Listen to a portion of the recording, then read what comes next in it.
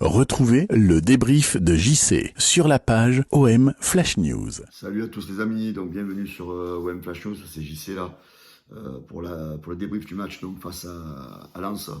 Donc je reviens du stade, je suis désolé, donc c'est un peu tardif, très déçu, donc l'OM s'est incliné 1-0 à domicile.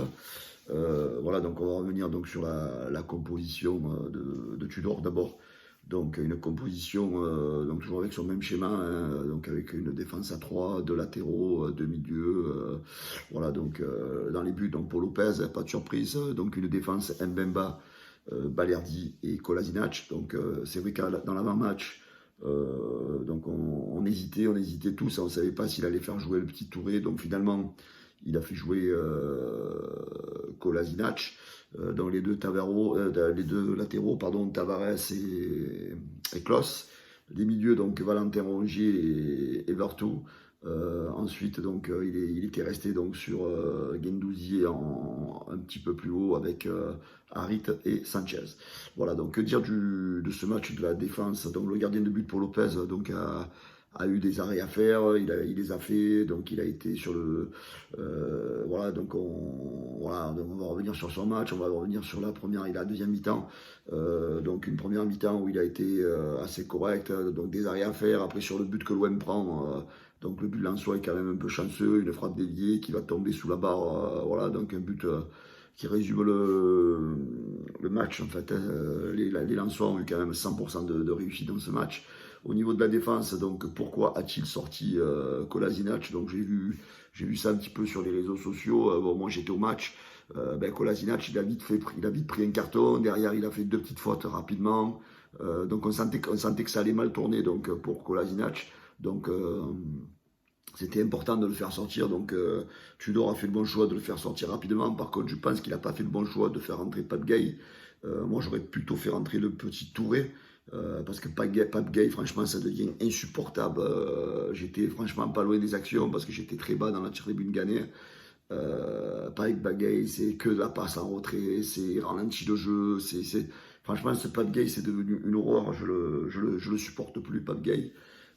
Voilà, donc les latéraux, donc Klaus Tavares, voilà, ils ont fait le taf, ils ont fait le boulot, je sais pas, en fait, voilà, en fait, ce match, il m'a complètement cassé les couilles, quoi, voilà, c'est le mot, hein. Les milieux de terrain, Vertou et Rongier, voilà, Rongier a fait le taf, Vertou, je l'ai trouvé un peu en dedans encore, comme d'habitude, beaucoup de fautes techniques, beaucoup de retard, voilà, moi je ne l'ai pas trouvé bon, Vertou, je ne sais pas ce que vous en pensez les amis. Voilà, donc Guendouzi encore égal à lui-même, hein, il a fait un bon match, il était de partout sur le terrain, et c'est vrai que c'est impressionnant de le voir de près comme ça, parce que c'est un joueur, franchement, il n'arrête pas de courir sur le terrain, il est vraiment impressionnant ce Guendouzi. Harit, il a encore fait un bon match, hein, c'est le seul joueur qui apporte quand même le danger, c'est le seul joueur qui percute, c'est le seul joueur qui provoque. Sanchez, il a encore été, de voir le jeu qu'il propose, franchement, il n'arrête pas de courir, il fait le pressing, le mec il fait 1m40, et je crois que c'est celui qui saute le plus haut dans l'équipe. Voilà, donc, après j'entends Tudor en conférence de presse qui dit, voilà, l'OM n'a jamais aussi bien joué que ce soir. Je suis pas tout à fait d'accord, mais après c'est vrai que quand tu regardes le match, l'OM ne démérite pas ce soir, hein. Quand tu regardes les statistiques, l'OM a fait quasiment le jeu égal avec Lens. Chaque équipe a eu sa mi-temps. L'OM c'est plutôt la deuxième mi-temps, les Lensois c'est plutôt la deuxième mi-temps. L'OM la première, Lens la deuxième. Et voilà, je suis un peu dégoûté. Voilà, je suis un peu dégoûté. Alors je vais revenir encore sur deux faits de jeu. On va me dire, ouais, j'y sais, tu pleures avec les arbitres, je pleure avec les arbitres.